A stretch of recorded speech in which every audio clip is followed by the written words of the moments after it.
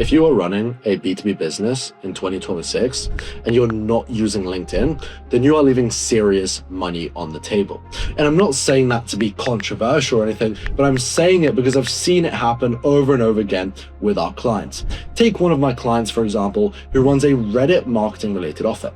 He was able to book over 200 meetings in the first 4 weeks working with us, as well as adding over $80,000 to his monthly recurring revenue. Another client, on the other hand, who is in the SEO industry, he was able to get 49 leads in 10 days and make a full ROI from the service within the first week working with us. If client results still don't suffice, then you can take my own agency, for example. We are personally booking anywhere from 100 to 150 calls every single month through LinkedIn.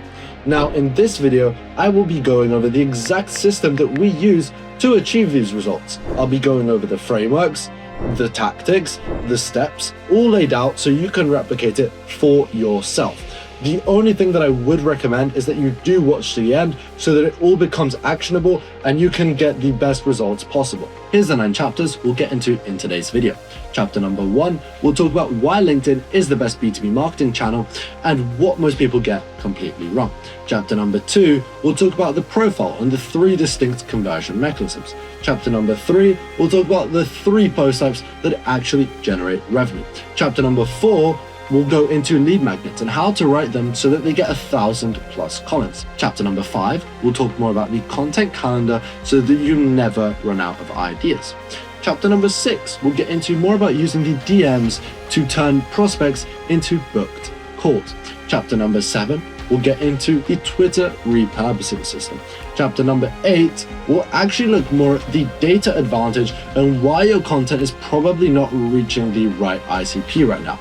And then chapter number 9, we'll talk about scaling beyond the founder account and actually a full 90-day roadmap that you can follow week by week. This is literally everything you need to know if you want to start generating leads on LinkedIn. Let's get into it. There's actually one thing in chapter 8 which I'm going to show you which almost no agency in the space wants to talk about. And it's the difference between my clients getting results in 30 days and everyone else having to wait 6 to 12 months of consistent posting before they see any sort of traction. Just keep this in mind as we go through everything because all the other chapters build towards it. Welcome to the course on how to scale your B2B business with LinkedIn. And if you're running a B2B business in 2026 and you are not using LinkedIn as your primary acquisition channel, you are leaving serious money on the table. But I hope if you clicked on this video, you do know that. That being said, I will get into all of the reasons why LinkedIn is better than any other channel for B2B. And there's actually quite a few different reasons. So number one is that if you're a B2B business, then your ICP is on LinkedIn. They're not going to be scrolling on TikTok or they're not going to be scrolling on Instagram. Those are platforms where people go for entertainment, whereas people on LinkedIn arrive in business mode. And what that means is they're basically looking for a solution. So they come there, they have a specific problem, they're not generating enough leads, they don't have enough high quality leads. And even if they don't have those specific problems that they're searching for when they go to LinkedIn, they're still on the platform thinking as a business with that in the back of their mind. Okay, this is what I'm looking to get value from. Now, the other thing is that inbound leads fundamentally are much, much easier in terms of the sales process. So they tend to be shorter sales cycles and higher close rates. With content, the goal is to have people pretty much coming to the call with their credit cards out. They're ready to buy from you. You do not need to handle a bunch of objections. If you have executed content correctly, it should do the selling for you. And that brings me perfectly to the 4th point, which is the fact that most calls will actually close in the first call. So with cold email or paid ads to cold traffic, you're typically going to need at least 2 to 3 calls to be able to close a high ticket deal. But with LinkedIn content, as I mentioned before, it's already doing the selling for you and you're essentially having already a relationship, you already have trust with the prospect before they even talk to you. The other thing is the fact that the algorithm is still easy to crack. The fact is that most corporate people have valuable experience, but they have zero ability in terms of of packaging it into content that actually gets seen, let alone brings buyers. And I'm sure you guys have seen it, but like most people are just posting GPT slop, regurgitated quotes, like just completely useless content that is not going to keep people on the platform. Therefore, the algorithm will not push it out. The other thing is going to be that with content and a real system, you're actually able to own the niche. So my goal with every single one of my clients is how can I position them as the number one authority expert in their industry? How can I make it so that the people they are targeting literally worship them and see them as the ultimate goal and the ultimate go-to person of their expertise? The final thing is that you're not actually competing for entertainment. So if your post did get 100,000 views, it's still just going to reach 100,000 useless people. Now, obviously not everyone may be in your ICP, but it's a massive increase in terms of the majority of people that would be in your ICP compared to posting on something like TikTok or Instagram or YouTube or Twitter. So the content will actually reach potential buyers, not just people that are browsing, window shopping, and things of that nature. Now, before I get deep into the whole strategy, it's super important for me to get into what most people get wrong, because it's just important that you understand that 95% of people are basically destined to fail just by the way they've set up their LinkedIn inbound funnel. So the first thing most people do is using their company profile.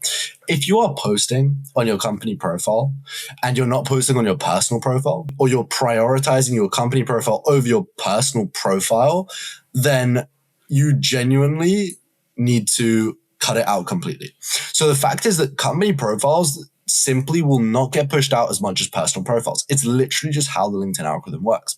The second thing is that company profiles will not convert as good as personal profiles, because people nowadays are buying from people. They're not just buying from, random logos. They want to feel trust. They want to feel a connection with someone. And the other thing is that company profiles, like the way it's set up and structured on LinkedIn, it's actually got less call to actions. It's got less information, which means your conversion rate will just be lower than if it would be on a personal profile. So if you are posting on your company profile, yes, you can continue, but you need to understand that you are not going to get results from it. Like, it's simply just for the sake of doing it and just to seem active. The only companies which might get some engagement are already billion-dollar corporations, in which case they're obviously excluded from what I'm saying. And the other thing is going to be posting quotes and GPT slop, like generic content. Generic content will not build trust. It will not build leads. You might get a few likes if you're lucky, but this is genuinely the worst of the worst, because the buyer and the reader is basically putting you into a bucket where you're the same as everyone else.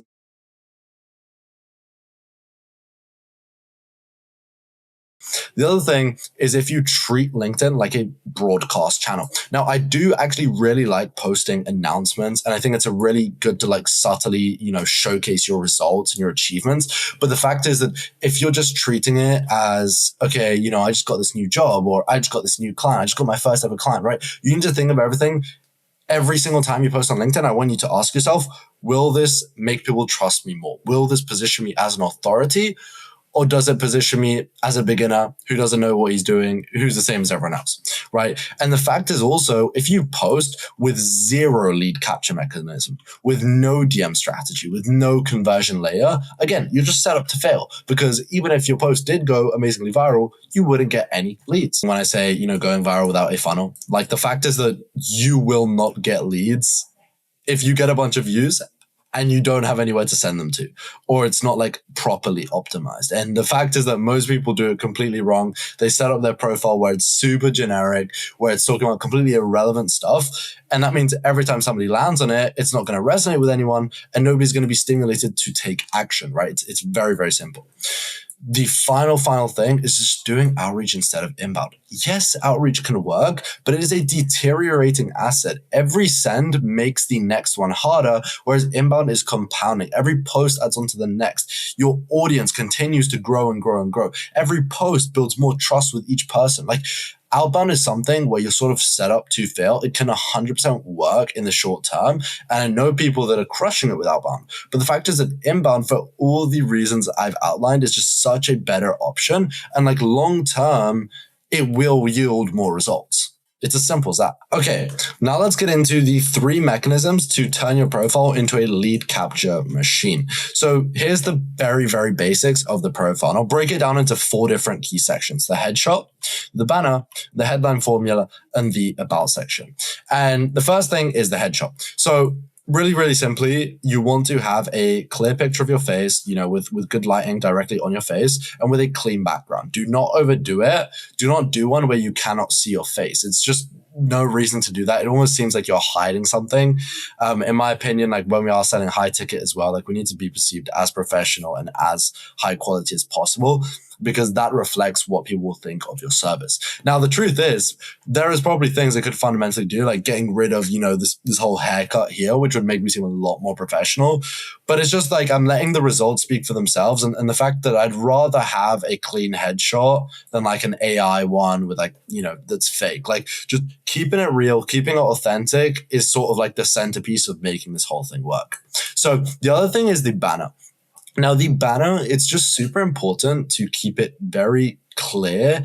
And I think the way I've done it is it's very simple. I'll be honest with you. It's a very, very simple banner, but it hits all of the key points. We're hitting the desired outcome in the time frame, with the mechanism, with social proof here. Like, even if people have not heard of your clients, just having those logos below is just signaling to people, look, I'm trusted so much that these people are allowing me to literally showcase the fact we work together because they're happy for our work. And each of these is just building up small and small trust points with the prospect.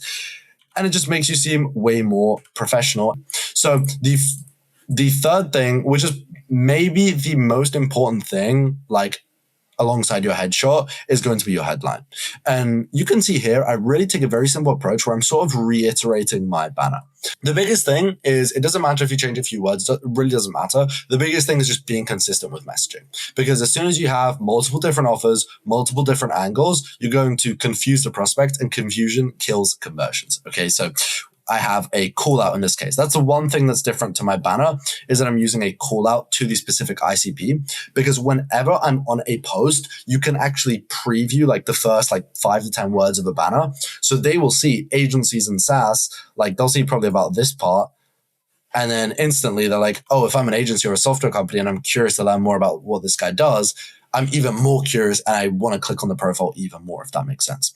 Now, the other thing is going to be the about section. I didn't go over it here because it's a little bit longer, but the idea is to treat it as sort of like a mini sales letter. So most people think of it like, oh, this is the whole history of my career. And I think that's a great way to do it if your career is relevant to your business. Like for me, my education is not so relevant. My previous companies are not so relevant. If it is relevant and you can tie it in an accurate way, if you were selling, for example, a course teaching people how to build an agency and how to scale it to 100K a month, and your old business was an agency which was doing 100K a month, obviously you want to mention that. But like if it's not directly tied to it, don't mention it. You want to structure it this way. So like structure it literally this way. Call out to the ICP. Call out the pain points. Oh, if you are X type of person reading this, I know you are probably dealing with XYZ pain point. I actually was in the same situation. And then I realized, and we share the realization. Then we introduced the mechanism. This is how I fixed it. These are the key pillars. These are the results of the clients. These are, some maybe specific outcomes that people achieved, maybe some names. And then we have a clear call to action. And a big mistake that people do here is they have like an email or they have like a website link. In an about section, you need to make it as easy as possible, guys, for people to take the next step as soon as they've seen it. So the fact is that a website link, it actually won't be clickable in an about section. So I'd recommend just doing a DM call to action just with a specific word. Literally just remove as much thinking as possible and make it the natural next step. So you could say something like, hey, DM me audit if you want me to take a look at your business and see if it makes sense to work together. That's like the easiest one that you can pretty much do for any sort of offer. So there's 3 main lead capture mechanisms. Lead capture mechanism number 1 is the DMs. This is when people are directly asking you about what you do, and they're basically curious about your services. And this is like very, very high intent. It's pretty much the same as it's basically the closest you can get to somebody booking a call with you without booking a call with you. These are like the hottest leads. And as you can see on the profile, like usually there would be, because it's my own profile, doesn't show it, but usually there'd be a button here which says message. And that's sort of like the biggest button button, and most people, they just want to message you. That's typically the fastest response that you could typically get.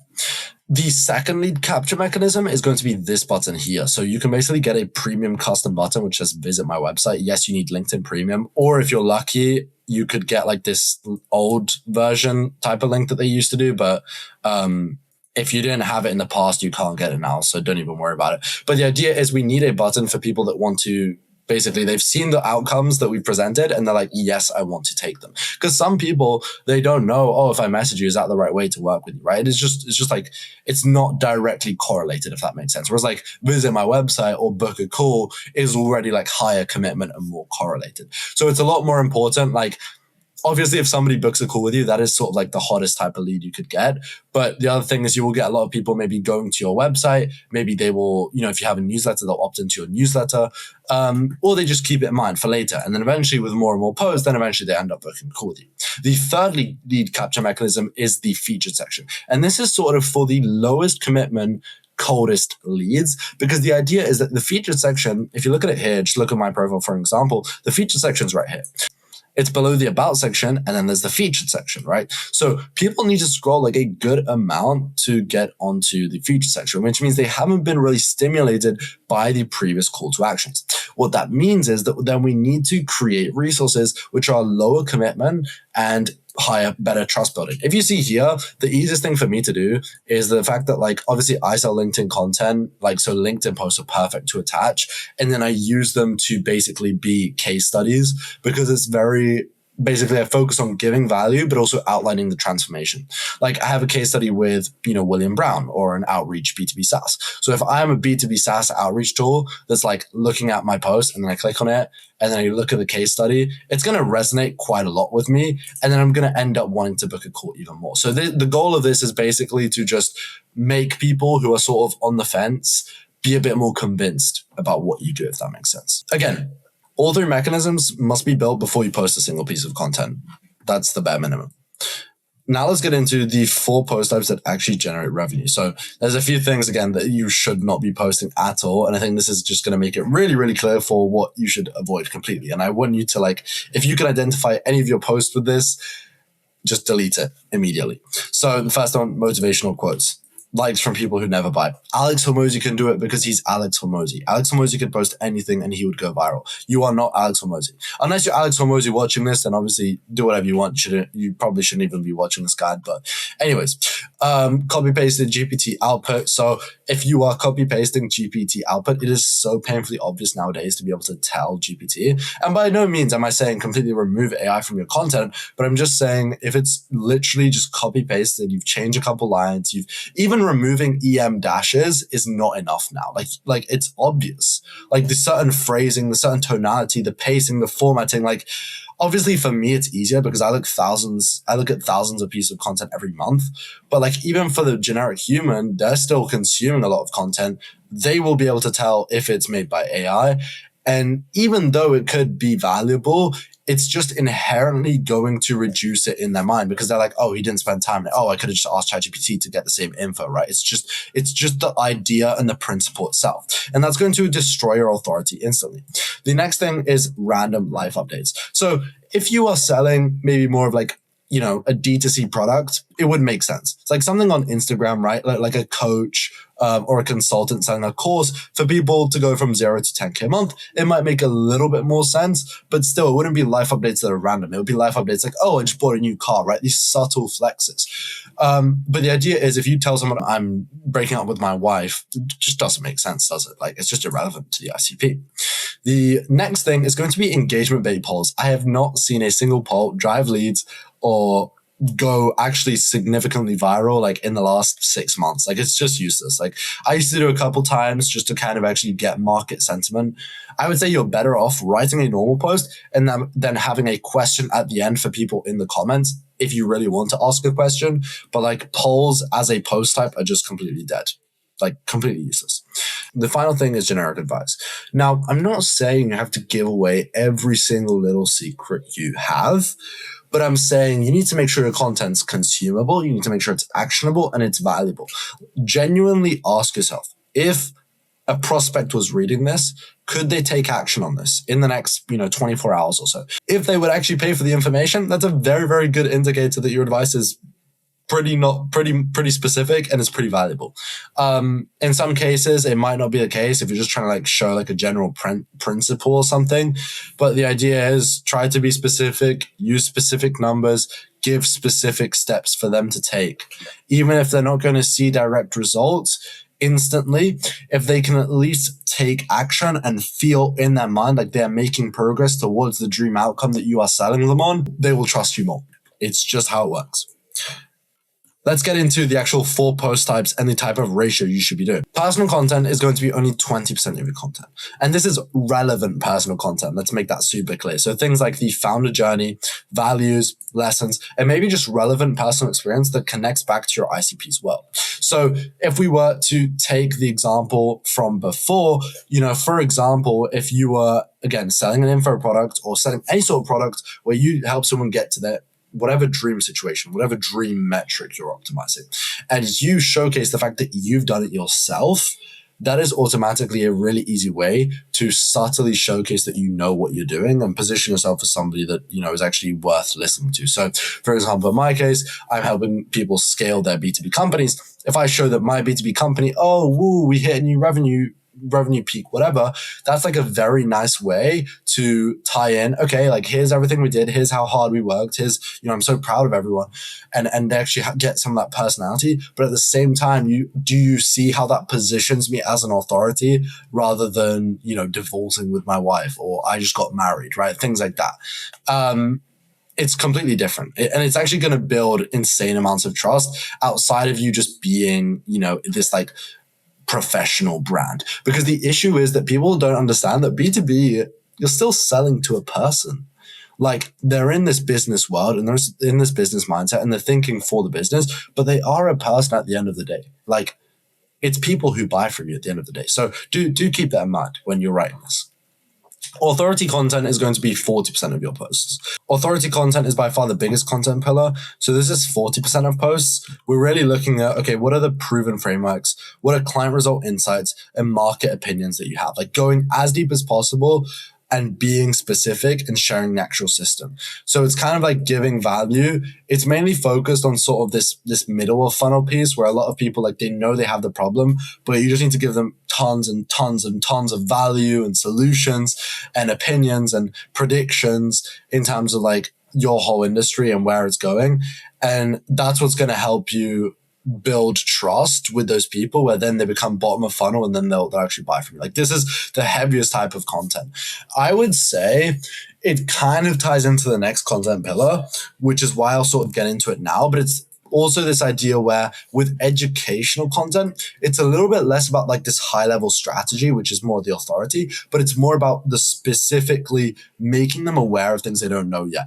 Because imagine you're somebody who is like plateauing, right, with their revenue, and you don't know what the issue is. And then you somehow in a post, because you understand the ICP so well, you basically diagnose the main reasons and the main causes for that. And then they genuinely start to realize, oh, wait, I identify with this and this is what's happening to me right now. Like the amount of trust you're going to build from basically making the prospect feel like you've opened up their mind, you've showed them a problem that they didn't know they have. It's just going to be completely eye-opening. Like I've had this experience with coaching programs before where I start filling in questionnaires, I start speaking to them on a call, and as I'm saying something, I start realizing like, oh, wait, this is what's going on. Wait, these are some potential places to improve. Like then the next question is, okay, how do I improve it or how do I solve that problem? Which is also then where the educational content comes in, and you would slowly give them, the first few steps. Again, you don't give them the full system if it's done for you, but you give them some steps to take action, some value to take.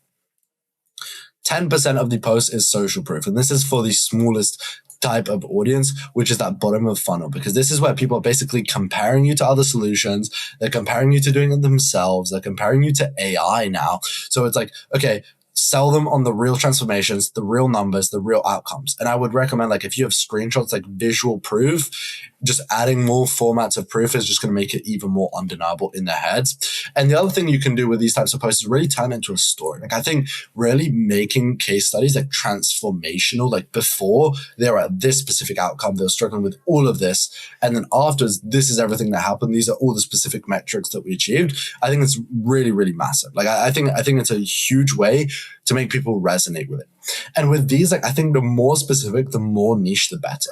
Like these are the posts where you don't want to go broad. Like I'll make a post talking about specifically email inbox providers that we've worked with. Because one of our clients is one of them. We scaled them to like 77K MRR, right? In like a matter of months. And the fact is that 99% of my audience is not going to match that. I think I signed like 3 email inbox providers from that post, which is like insane. And probably only got like 30 likes or something, right? But that's the idea. With this type of bottom of funnel content, we want to go as specific as possible. Like we're basically trying to make them achieve the ultimate action, which is buying from you essentially, or deciding to buy from you. Now, content pillars aside, I think the buyer awareness layer is actually going to really help you like come up with ideas for everything. And like fundamentally, you should be able to label every post into one of these as well. So problem unaware. This means somebody does not know they have the problem you are solving. Let's imagine this. For example, I'm somebody who helps people decrease their churn, so decrease the amount of clients that leave. But these people are just focused on getting so many leads and just getting more leads. They're not even maybe tracking the churn, and maybe they don't realize how many clients are leaving. And that the fact is that like, oh, if they actually like half their churn, like they'd be able to scale past like a massive increase of a ceiling. So the idea is let me make them realize it. So let me be like, make a hook where, okay, stop looking for new marketing channels. Stop trying to get more leads. The real issue is within the customers you're already serving.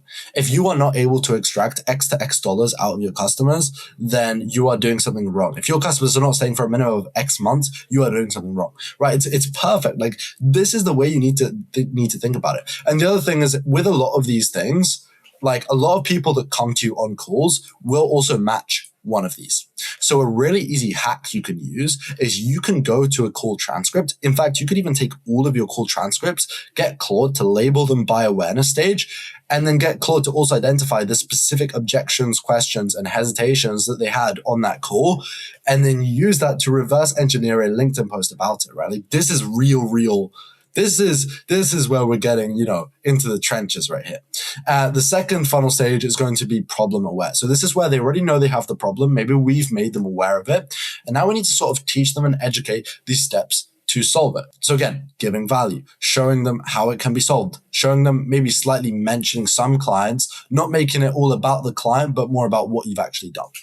The next thing is the solution aware people, where we're just showing your specific approach. So if you have a specific unique mechanism, like identifier, like a name, like for me, it's the LinkedIn inbound funnel, showing like your specific solution and maybe slowly tying in your service as well. Like mentioning, oh, this is what we do for all our clients, or this is the step-by-step system. And oh yeah, this step tends to be the best one for all of our clients, or from our clients, we've seen these numbers, right? Showing your approach specifically. So not just like general solutions, but your specific mechanism.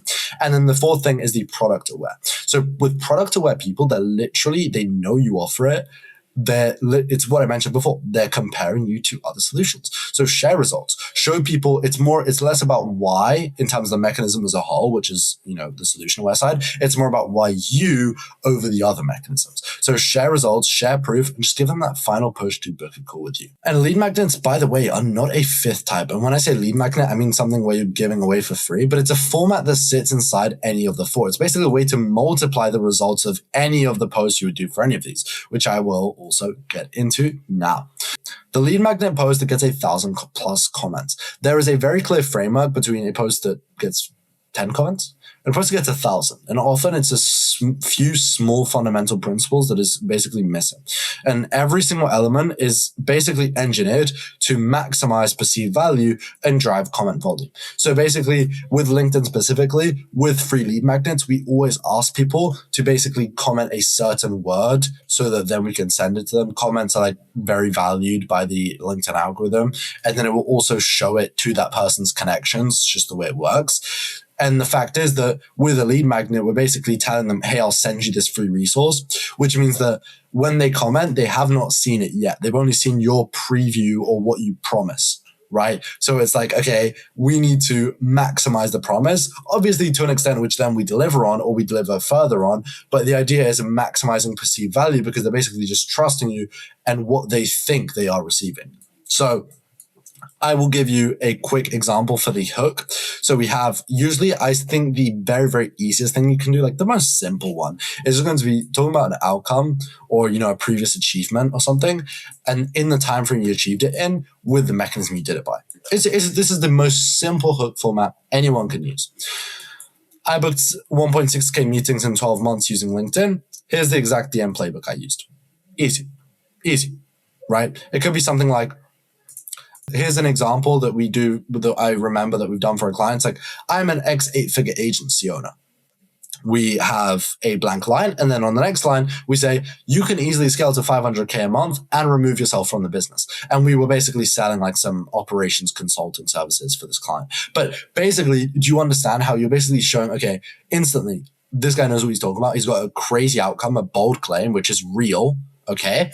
And then oftentimes you accompany that with the image, with a screenshot of that, with proof of that, because a lot of people nowadays, there's very high skepticism. So it's very important that you have proof, or at least if you cannot give them image proof, you need to give them proof with the way you talk and with the value you give. Okay. The FOMO layer is the fact that, okay, you're giving this away completely for free, but basically only to people who comment and connect with you. And the connection piece is like very important because what that means is that then they follow you. And it also is the thing that allows you to message them and send them that resource. An easy other thing you can add in is an effort signal. So how many hours did you realistically take to create this resource? Now, I hope you're not copy pasting GPT output, from what we've learned. It's not a good thing. So I hope you actually spent time on it, maybe not 27 hours, but a good amount of money or a good amount of time on it. When somebody reads, it took me 27 hours to put this together. Immediately, I'm like, wait, so I comment and it takes me like 10 seconds to comment and I'm basically able to get 27 hours of someone's work. Like, even if it's not the most relevant resource, I'm tempted to get it.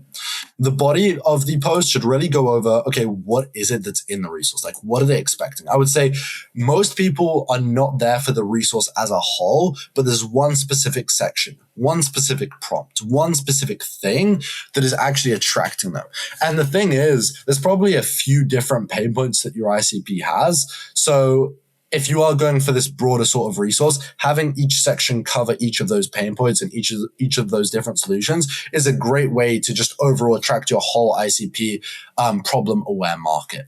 And if you want to even stack more value, you can add like free bonuses. So if you already do, free audit calls, if you already have a free newsletter, if you already have a masterclass on YouTube, just add it as a bonus on top of it. That way we can also give them a next step to continue consuming more and more of your content. Like, look, eventually if people are going to keep consuming your content, like they're going to have to buy from you at some point. I'll be honest with you. Like, that's kind of just how it goes. And eventually either they make money from it and they do it themselves and they make money from it and then they buy from you, or they decide to not do it themselves, or they try it themselves and then they just buy from you because they trust you and they think you will deliver. So it's really that simple. The other thing you can do is you can even mention like it's what you only give to paid clients, or making it seem like some type of like internal resource. This just makes it even more exclusive rather than just being like, oh, here's this guide I made to give to people on LinkedIn. It's a small thing, but it can help. The other thing is the media, which I talked about before. Always include an image. Like, very, very rarely, like 95% of times, you will not go viral with a lead magnet if you don't have an image. So again, reiterate the hook or have something which accompanies the hook. Calendly screenshots are great. Stripe dashboards. If you're doing some sort of like Claude post, which does really well, having like a Claude logo, maybe a name. If like, for example, you're giving away, an AI agent which does a specific thing, just mention that in the image is great as well. The call to action is, getting people to comment and then to connect with you, which I, again, talked about before. But it basically means that if you get 1,000 comments that connect with you, you're getting 1,000 new followers. Like, there's no other post type on earth you can achieve these types of numbers. The other thing actually send the resource. I shouldn't need to say this, but some people don't send the resource. And if you're worried about sending it to unqualified leads, you can literally do what Alex Hormozi tells you to do. And it's like, you can have like an audit or like a type form where, okay, they qualify themselves. If they're qualified, they get the actual free resource. If they're not qualified, you send them somewhere else. You give them like some other like smaller free thing. The thing is, at the end of the day, like if you're just giving them a document, it's probably not the end of the world to send it to everyone, right? And eventually, who knows, eventually maybe they will become qualified. But if it is a fundamental business model issue that they're not your ICP, then implementing like a form or a quiz funnel can make it really easy to basically separate qualified and unqualified. The other thing is that the funnel is not done once you send them the resource. You also want to embed call to actions inside the resource, because whilst people are consuming your content, that is when they're going to be the most like in pain and stimulated for action if you're doing it the right way. So making it as easy for them as possible to take the next step. So Calendly links, landing pages, like just call to actions as a whole on basically every single page in the resource is just a great way to maximize conversions. The other thing I would mention, if the post does end up blowing up and you can't DM everyone, feel free to just add a link directly in the post copy, right? There'll be people which don't want to comment. There'll be lurkers, which we call them. And just having the link there is an easy way to build more trust. So no harm in it, really. Like if it's a few days later, it's probably stopped blowing up. It's not going to get any more comments. You're basically just building a few extra trust, like for free. Now, the content calendar never run out of ideas. And I think with AI right now and how easy it is making it to draft a LinkedIn post, this might be the most important part. So this might be the most important part. So here's the 4 sources that we use to create an FAQ content matrix, which is what we do for all of our clients. So what we do is we will actually, what I talked to you before, go to call transcripts, not just with prospects, but also with, current clients, also, onboarding calls, like any call with any ICP, we need to get inside their brain. Like you need to get inside of their brain. You could even create a Claude project or a skill or a custom GPT where you're inputting all of these ICP details and it's literally just a brain. You're creating basically the brain of your ICP. Like you're just constructing it. And like then you can ask that Claude, hey, if I showed you this post, on a level of 1 to 10, would this resonate with you? Where would this resonate with you? How can I make it better? That's a great thing to have, because like with any type of thing you're trying to do, any type of content you're trying to create, anything really, any action you're trying to take in the business towards the ICP, it's going to help you validate it. And the other thing I would say is Reddit and Quora. This is probably best if you don't have clients, or if you're, exploring some like hyper specific situations, or maybe things that people won't tell you directly on calls. But looking at Reddit is actually really good. They have some really good B2B subreddits. Looking at Quora, it's also good. It's kind of dead, but there's some good questions there sometimes. Getting Claude or Manus or something to do a bit of a market analysis and literally like kind of what I mentioned before, but this is more just based off, okay, like all of the reports, all of the analytics right now. Where is market sentiment? What are people skeptical about? What are people worried about? What are things that people have tried? Things of that nature. The final thing is competitor analysis. This is probably the most powerful one if you have people in your niche which are already doing well on LinkedIn, because that basically means that then you already have the blueprint laid out for you. By no means am I saying copy paste it, but seriously, if you don't need to reinvent the wheel. If something's worked, it's very likely it will work again. Find a way to add your own twist. Everyone says it, but literally, like, this is the easiest way. Like, find a competitor's post, template it, or figure out the fundamental idea or concept that made it do well, and then change it into your own format and into your own new post. Asset library. This is the other thing we build with all our clients. Build a bank of all the playbooks, whether you've gotten it from competitors, whether you've created it yourself. Build a bank of case studies, social proof. Build a bank of SOPs. Like, you probably already have all of this stuff. You probably have some of this stuff scattered everywhere. You probably have a market research document. You probably have an offer document. You probably have SOPs you've used to train your team member. Just use all of this, put it into a key library, like in somewhere easy to organize, like Notion or ClickUp or something. And then here you literally directly have, this is like basically things that you would directly repurpose from. In terms of daily posting, I would recommend 2 lead magnets per week, 2 personal posts per week. The final thing I would do, aside from like making, your custom Claude skill, about the ICP and all that, is like I would upload then every single thing, every single asset you have here that you've gotten and that you've retrieved, all of your previous content as well. If you've ever had any podcasts, the way you talk, the voice, the tone, and not just top performers, but literally just from like an output perspective. That way, then like this is going to be like sort of your content co-pilot, I guess, right? It's your content co-pilot. It's way better than any generic AI tool, and it's going to be like your content co-pilot. You can ask it any question. It has full understanding. It's just great. And if you really wanted to, you could even train it on then specific platforms. So for LinkedIn, you could then train it on some of my videos and how I write content, or other people's videos and how they write content. And then that way they have an understanding of actually how to write the content itself as well. So it's just like, this is going to be so high ROI for you, like save you so much time. Like it's genuinely a game changer. The next thing that is very, very important is converting DMs to booked calls. And we're slowly inching closer and closer to revenue, which I know is what matters at the end of the day and is what you all care about. So let's go over the exact sequence. So the inbound DM mindset, like by the time somebody DMs you from a lead magnet post, they're already warm. Like they're basically putting their hand up and being like, hey, like reach out to me. I'm curious. I'm interested in something you have. Now, they're not saying they're interested in your services, but they're interested in something basically adjacent. So the goal in the DMs, unless you're selling some like hyper low ticket offer, the goal is to simply qualify and book a meeting. If you're selling SaaS, you can also do this. If it's like a B2B SaaS and like it's fairly high ticket and you want to just push them to demos, you can do that. Otherwise, if it's a lower ticket B2B SaaS, you can just push them straight to a landing page. You don't need to overcomplicate it. You can ask them questions just to basically like build trust and but you honestly, if you're selling like a $49 a month subscription, it's not worth your time. And $49 a month is already like low commitment enough, especially if you have a free trial. You're better off literally just straight pushing them to the landing page.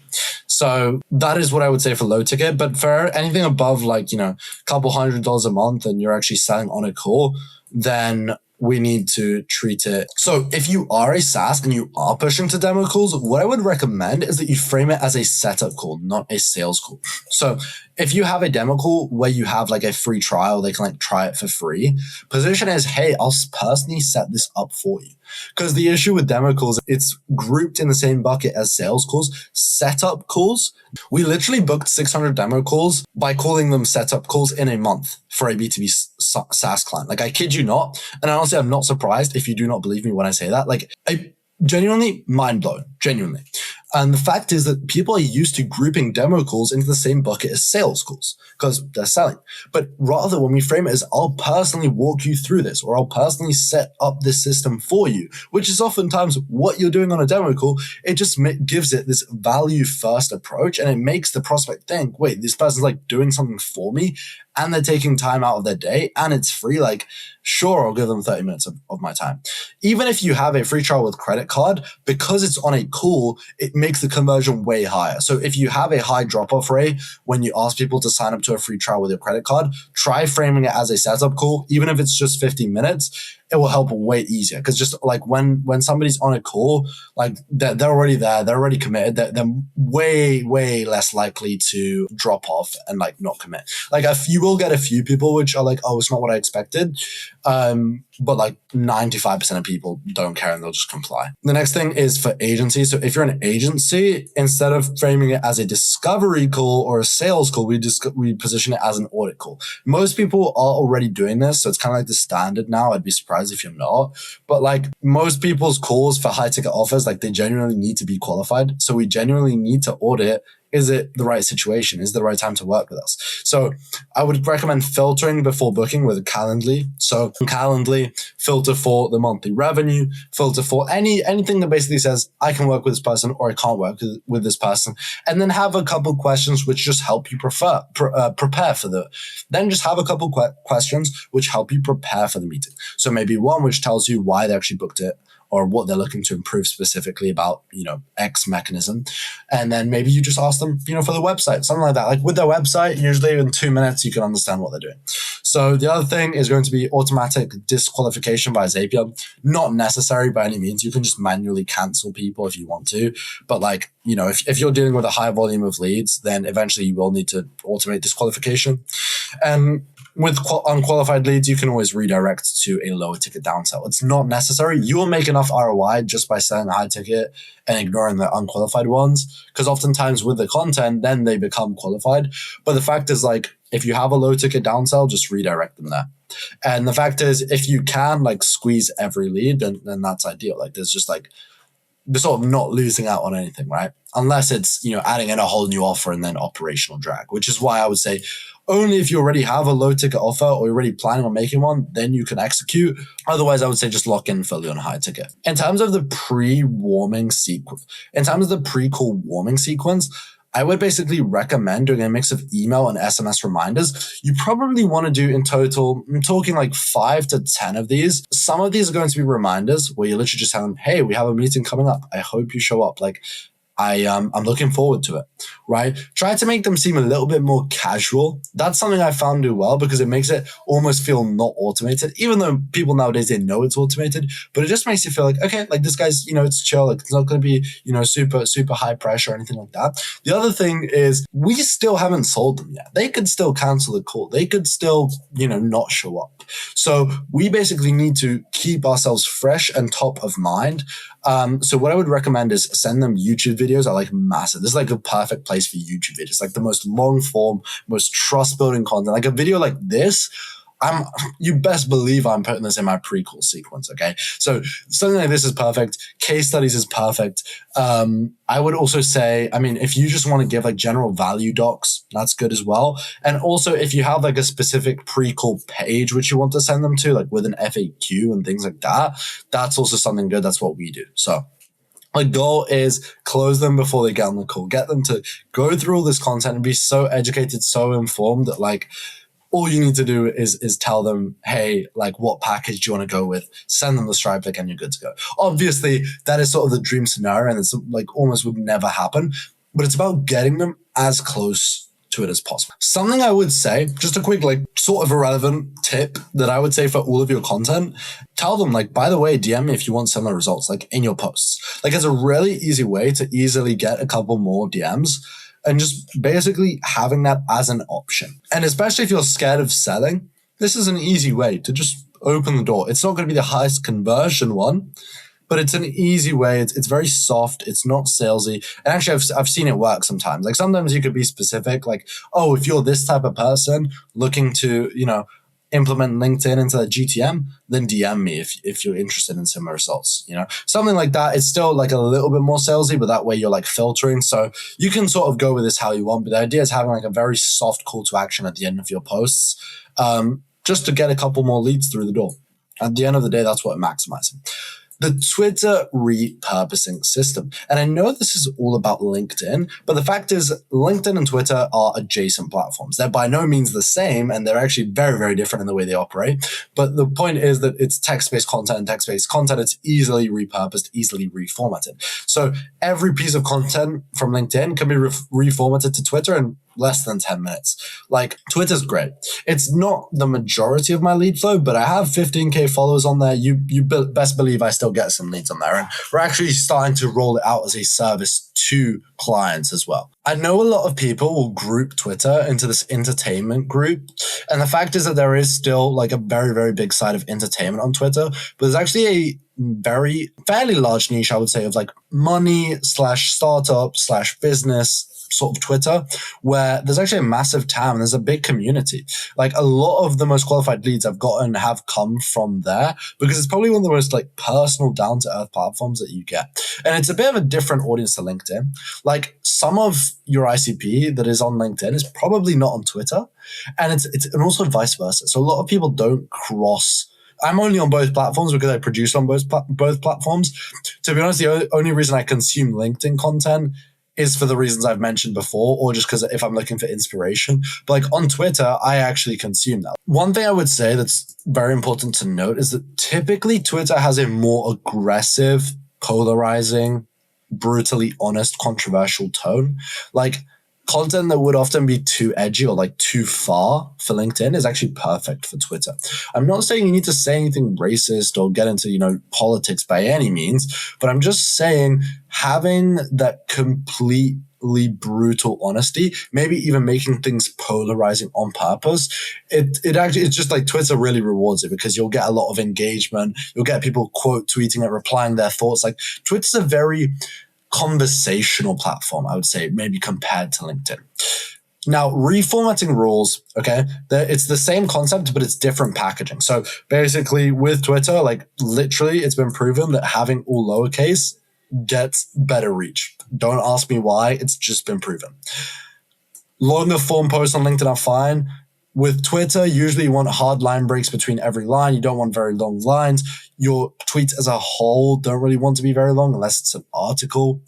With LinkedIn also you need to be like slightly more professional. With Twitter, you can swear, you can make it stronger. Honestly, the fact is I think Twitter's just more used to crazier stuff since there's less guidelines on there. Is the fact that the standard for what's crazy on LinkedIn is like the most mild monotone thing on Twitter, right? So just think of it that way, they're like kind of dialing it up a notch. Rage bait works well.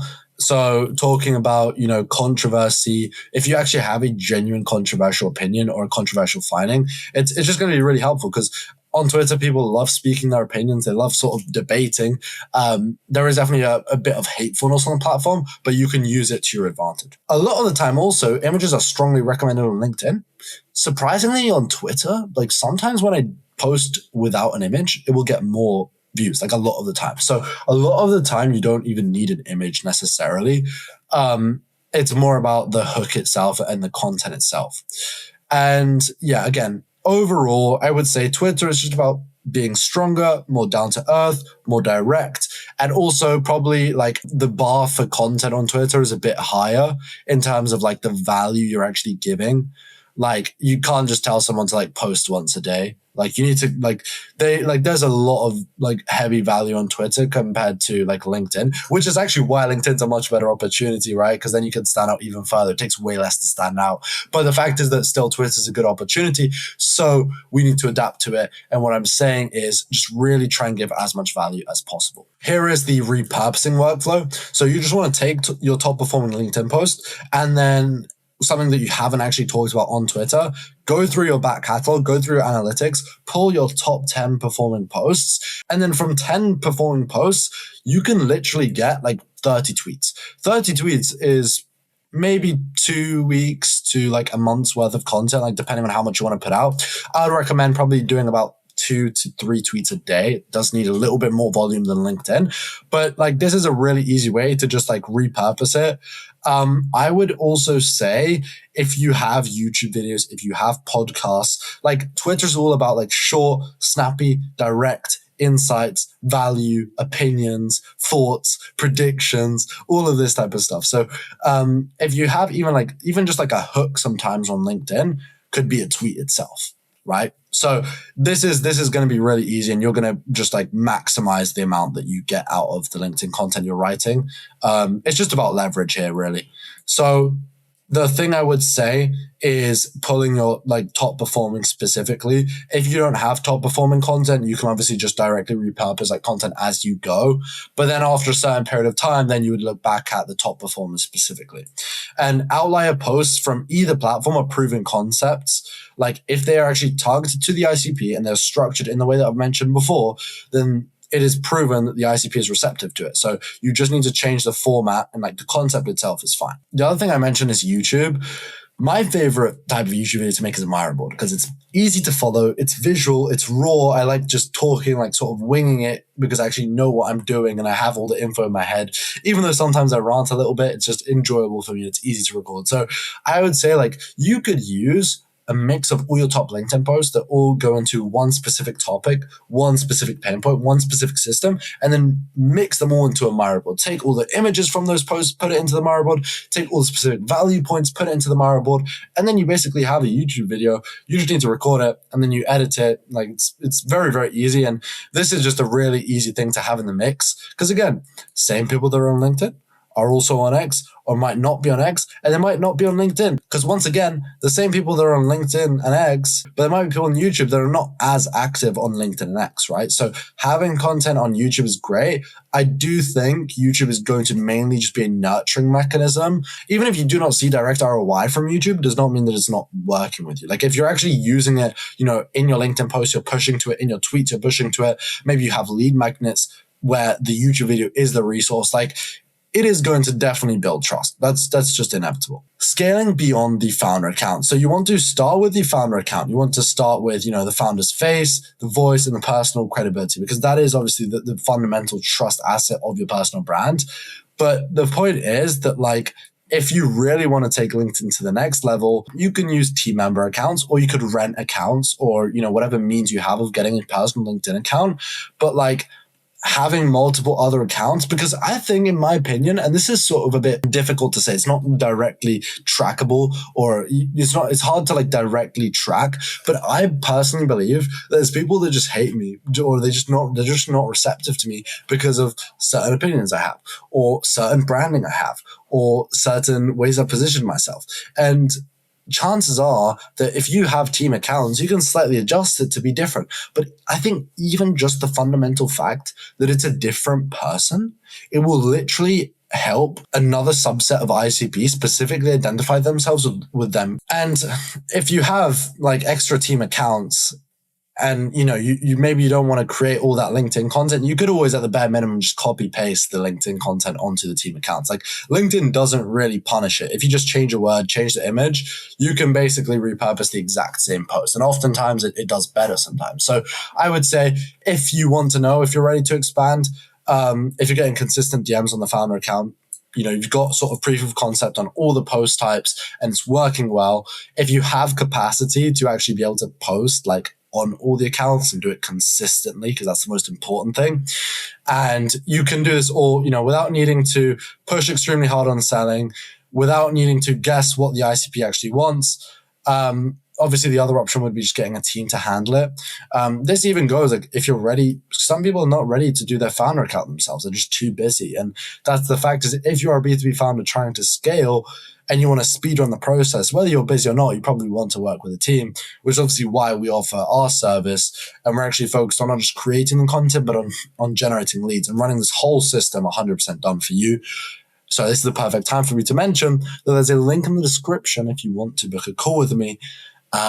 Feel free. If not, it's all good. And I'm going to keep you in value because that's what we're doing today. So here's how you can expand. So add team member accounts. I'd recommend, operators, founders, client-facing people, maybe head of growth, other executives. You basically want to use the same fundamental system, but slightly different ICP angles. So for me, we work with a lot of agencies and B2B SaaS. I honestly feel like my personal profile's content can be very, very tailored to just B2B SaaS specifically. But I feel like there's a subset of B2B SaaS, which is VC-funded startups. And obviously those ones have a lot of capital, and I love working with them because they're just great. They're just great to work with. They give it enough time to test it, and they have the money, and usually it's some sort of proven idea. They have it's just great. They're just great people to work with. So having somebody who specifically targets a specific subset for that ICP, where yes, they will not have as big of a brand as you, but they will just resonate more with that specific person.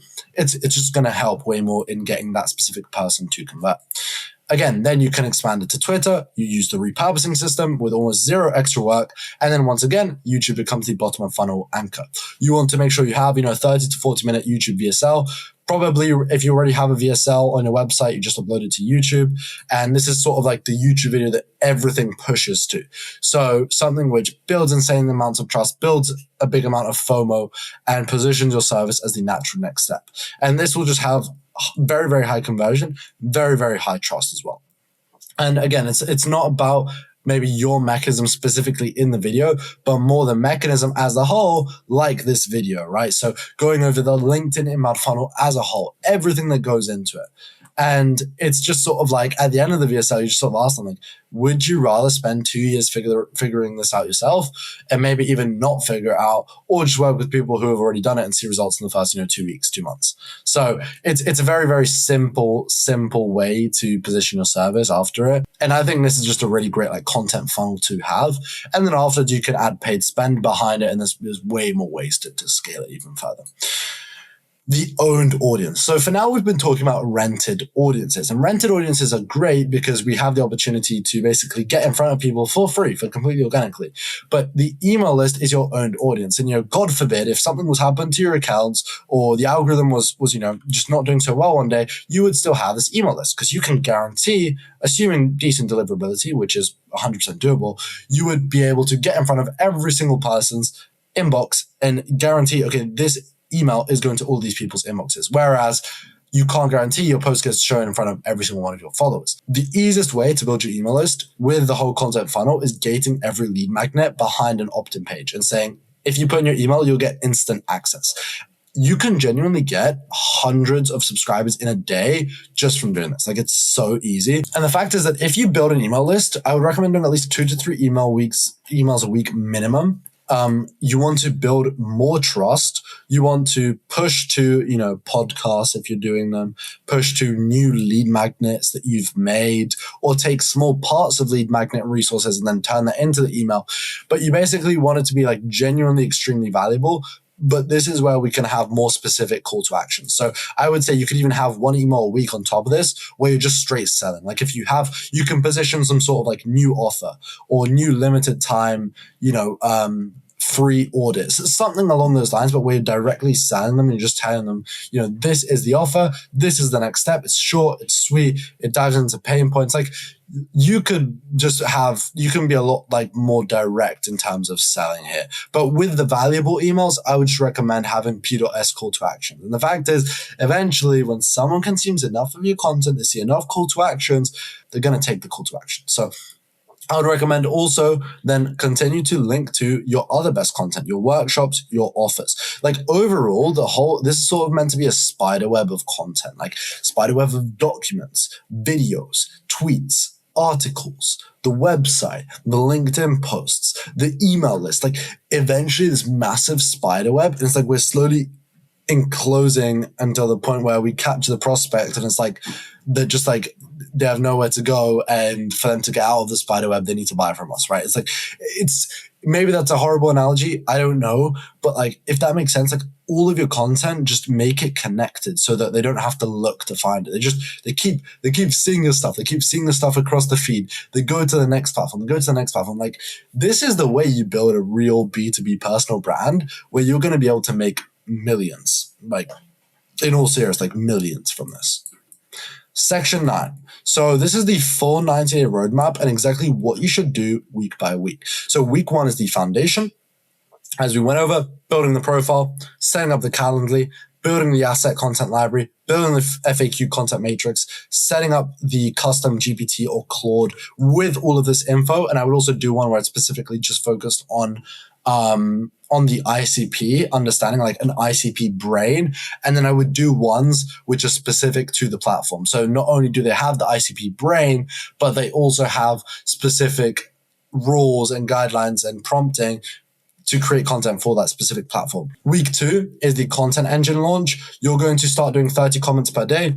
Look, if you don't have an engagement pod and you don't have any paid ads to help you, you're just going to need to do this full stop. So just do 30 comments per day, make them valuable, maybe link to content you've done, maybe mention like specific results to sort of set you apart. I'd say that's the biggest thing. So if you can mention like, oh yeah, I saw this with my client where we got these numbers and we made this specific change, that's going to set it apart from just being like, oh yeah, I completely agree. Content builds conversions. Content builds trust. Like make it more specific. Some sort of personality is the best. Start doing 20 connection requests per day. If you work with us, you're going to be too flooded with inbound connection requests transparently. So you don't need to do any of this. But again, if you're starting from scratch, you're doing it yourself, you will have to do this as well as this. The other thing is just post your first lead magnet. Lead magnets are going to be like the highest follower conversion ratio type of post, as I've talked about. So this is like, if you can get one of these to pop, it's your biggest shot at like getting a massive run in terms of momentum. And just post daily. keep posting. Keep posting, keep posting, keep posting, keep posting, keep posting. Just keep posting. That's it. Right. You need to keep posting, keep iterating. Okay. Like that, it's that simple. Like continuing to do the same thing whilst not seeing a change in results for about, like a certain period of time is like genuinely insane. But like as long as you follow the fundamental principles and then you optimize the front end of everything, you will eventually, it will eventually work. Like there's just no doubt it will eventually work. So whether it takes, 2 weeks or 6 months, I don't know. But it will eventually work. I can tell you that much. Weeks 3 to 4 is where we just find what converts. So we start running all the 3 post types in conversions. Maybe in 1 week, it's going to be a lot better for you, maybe initially, to run a lot of top of funnel content because we just want to build the audience from a base just as a whole. And then later down the line, we push people further and further down the funnel. So we might do a very, very top of funnel heavy strategy the first few weeks with a client. And then afterwards, we start focusing more middle funnel. And then we start introducing bottom of funnel. And it's all this natural conversion and trust building and awareness, just slowly building that sophistication and that awareness. I would also say around here, you can start the Twitter repurposing workflow. You'll have, enough content, even if it hasn't gone viral, still just repurpose it. And then also you can begin warming the inbound leads with the pre-call content sequence. So obviously, if you have been booking calls now, which I hope you will have at least booked a couple, you can start warming them up with that pre-call sequence. Month 2 as a whole, we're just optimizing, right? We've launched the foundational strategy. Now we need to see what's worked. And if nothing's worked, what's something new we can do? Or what can we change to make it work? So analyze which ones did work or what didn't work, figure out new things that you haven't tried yet, so it could potentially work. Start building the email list if you have been going viral and you have been getting traction. If you haven't, you probably don't need to, unfortunately, but you can obviously if you already have one. Also, that's the easiest thing. And then start recording the first YouTube videos. Let's just start focusing on building trust, because the fact is that you won't get, objectively, you will not get just like 0 impressions. Like you will get some impressions no matter what. So there is some trust being built, and it's just good to sort of get yourself in the right workflow from the beginning. That way, when it does scale up, you can just stay super consistent and you can get ahead of all of your competition.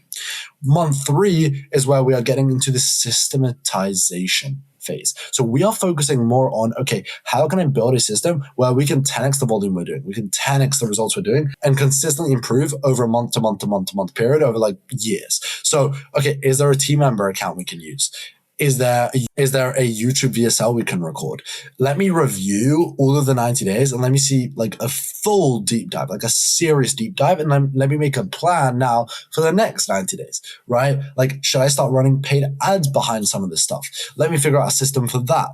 Let me figure out a system for the lead magnets and for the emails, and just systematizing, basically making sure you have a clear process for everything. Because now you probably will have had proof of what's working and what actually drives revenue, what drives the most views, and then just figure out a balance between everything.